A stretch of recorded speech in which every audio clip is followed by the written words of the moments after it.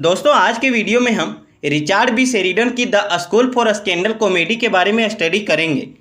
इस कहानी को शुरू करने के पहले मैं आपको इसके कुछ मेजर कैरेक्टर्स के बारे में बता देता हूँ।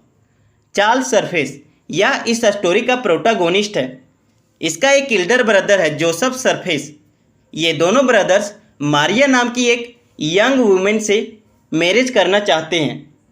सर पीटर टीजल यह एक ओल्ड मैन है जिन्होंने एक यंग वीमेन लेडी टीजल से मैरिज किया है।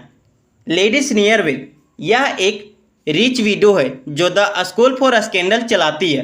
The school for scandal high society main और वीमेन का एक ग्रुप है जहां लोग टाइम पास करने के लिए गॉसिप करते हैं और स्कैंडल्स क्रिएट करते हैं।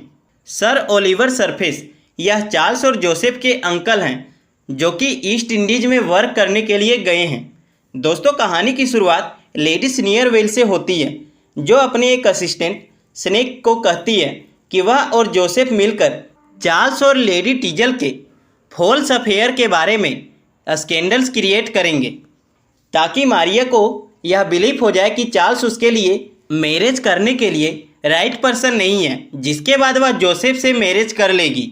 दोस्तों यहाँ पीटर भी मारिया को जोसेफ से मैरिज करने के लिए कहते हैं। उन्हें चार्ल्स एक ड्रंकर लगता था लेकिन मारिया मना कर देती है तो पीटर उसे थ्रेट करते हुए कहते हैं कि मैंने तुम्हें गार्जियन की तरह पाला है तो तुम्हारी मैरिज करना भी मैं ही डिसाइड करूँगा। जिसके बाद मारिया वहाँ से चली जाती है। दोस्तों अब थोड़े दिन बाद sir Oliver surface east Indies से कमबैक कर चुके थे। वह अपने फ्रेंड सर पीटर टीजल से मिलने के लिए चले जाते हैं जहाँ पीटर उन्हें बताता है कि चार्ल्स अब एक ड्रंकर बन गया है और जोसेफ एक इनोसेंट मैन है, इसलिए उन्हें अपनी प्रॉपर्टी का हेयर जोसेफ को बनाना चाहिए। लेकिन ओलिवर कहते हैं कि मैं उन्हें खुद ही चेक करूंगा कि कौन मेरी प्रॉपर्टी का हेयर बनने के लायक है। अब ओलिवर सबसे पहले मिस्टर प्रीमियम के डिस्गाइज में चार्ल्स के हाउस चले जाते हैं जहां चार्ल्स अपने फ्रेंड्स के साथ गैम्बलिंग और ड्रिंकिंग में बिजी होता है। यहाँ वह मिस्टर प्रीमियम को कुछ क्रेडिट्स यानी कि उधार पैसे मांगता है, लेकिन मिस्टर प्रीमियम कहते हैं कि अगर तुम्हारे पास कोई कॉस्टली चीज़ है तो वह तुम मुझे दे दो, तभी मैं तुम्हें कुछ पैसे दे पाऊंगा।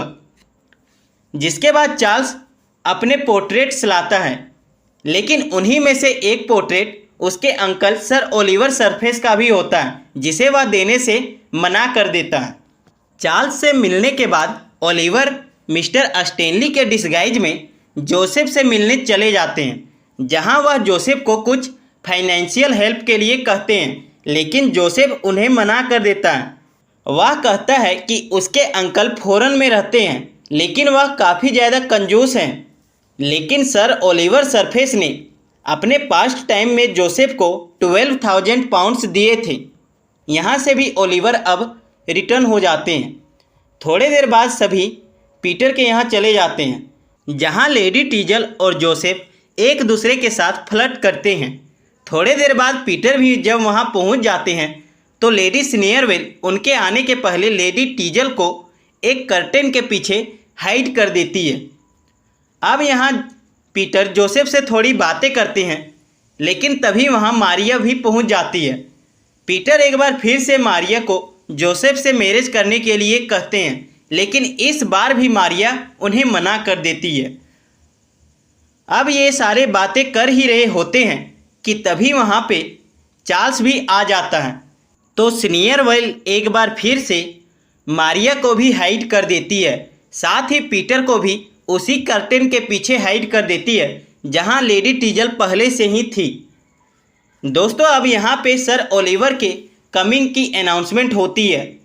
जब सर ओलिवर आते हैं तो जोसेफ उसे स्टेनली के रूप में और चार्ल्स उसे प्रीमियम के रूप में पहचान लेते हैं। ये दोनों उसे बाहर करना चाहते हैं क्योंकि वे दोनों नहीं चाहते थे कि कोई स्ट्रेंजर उनके अंकल के सामने आए।